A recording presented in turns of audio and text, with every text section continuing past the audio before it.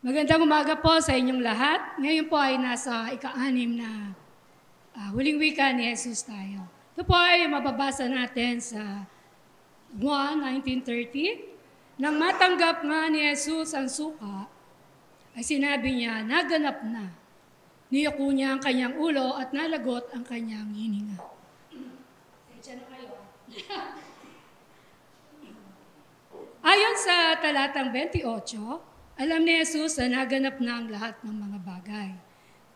Jesus' sixth and final words, it is finished. John 19:30 signified the completion of his mission and payment of debt of sin, marking the end of his earthly life, the beginning of a new era of salvation. Sa mga magtatapos po na pag-aaral, ito ay salitang magbibigay ginhawa, maging sa kanilang mga magulang. Ito po ay parang accomplishment po sa ating mag-aaral. Kung sa salitang Griego, sinasabi po dito ay tetelestai and mission accomplished. Sa ika-6 na salita, nais ko pong isipin natin, anong mga bagay na nais ipagawa sa atin ng Diyos? May mga pangako ba tayo na binitawan sa Diyos na hindi pa natin natutupad? Kaya ba nating tapusin ang ating mga misyon dito sa lupa na binigay ng ating Panginoon? Ilang bagay lamang ang madalas na pinagsisihan ng mga taong malapit ng pumanaw, bawian ng buhay. Kung alam nilang mayroon pa silang dapat tapusin, ngunit hindi na nila nagawa sapagkat sila po ay namatay na.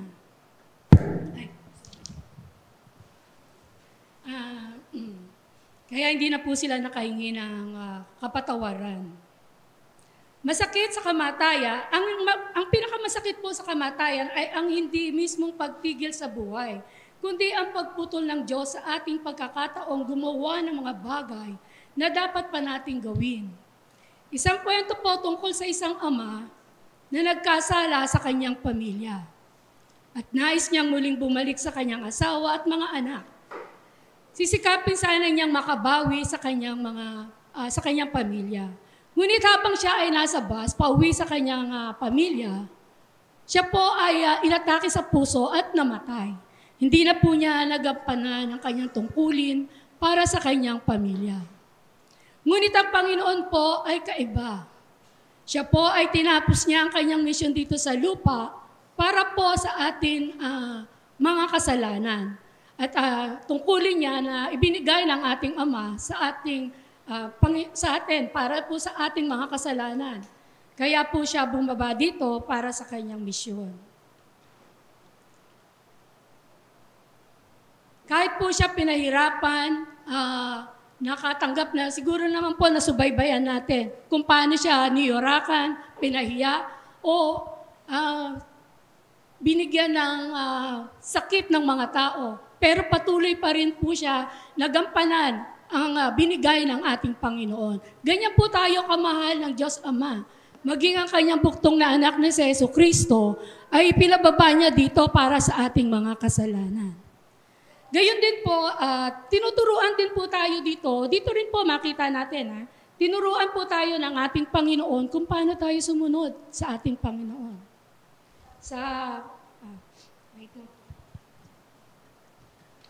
Dito po makikita natin sa Hebreo 10:10, ganito ang nakasulat. At dahil sinunod niya ang kalooban ng Diyos, tayo ay ginawang banal ni Jesucristo sa pamagitan ng minsang paghandog sa kanyang sarili at yon ay sapat na. Sa Hebreo 10:12, ganito naman po ang sinabi, ngunit si Kristo ay minsan lamang naghandog para sa mga kasalanan at yun ay sapat na. Pagkatapos ay umupo siya sa kanan ng Diyos. Sa Hebreo 10:14, sa makatuwid sa pamagitan lamang ng isang paghahandog ng kanyang ginawang ganap, nagpakailanman ang mga naging banal ng Diyos. Dito po sinasabi na minsan lamang namatay ang ating Panginoon at hindi po ito taon-taon. Hindi rin po natin kailangan at parusahan ang ating sarili para sa ating mga kasalanan. Sapagkat tapos na po yan, anuman po din ang ating mga sakit, kinuha na rin po ng ating Panginoon. Ano man po ang ating mga problema, pera man po yan, o kung anumang bagay, wala na po yan sapagkat sagot na po ng Panginoon ang ating pangangailangan. Amen po ba? Amen. Tama po.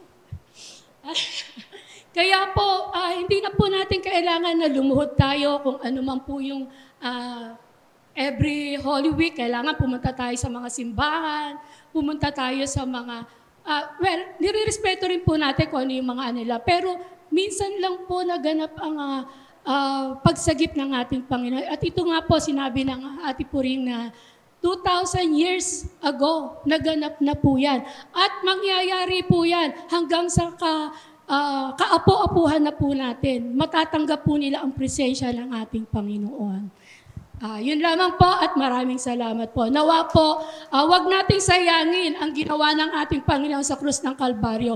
Magpatuloy po tayo sa ating paglilingkod sa ating Panginoon. At wag po tayong, kasi minsan po na may mga hadlang o hindrance na tayo ay hindi na nakakapagpatuloy sa ating paglilingkod. Patuloy lamang po tayo at ang masabi po natin ay finish the race. Amen? Amen po. Salamat po.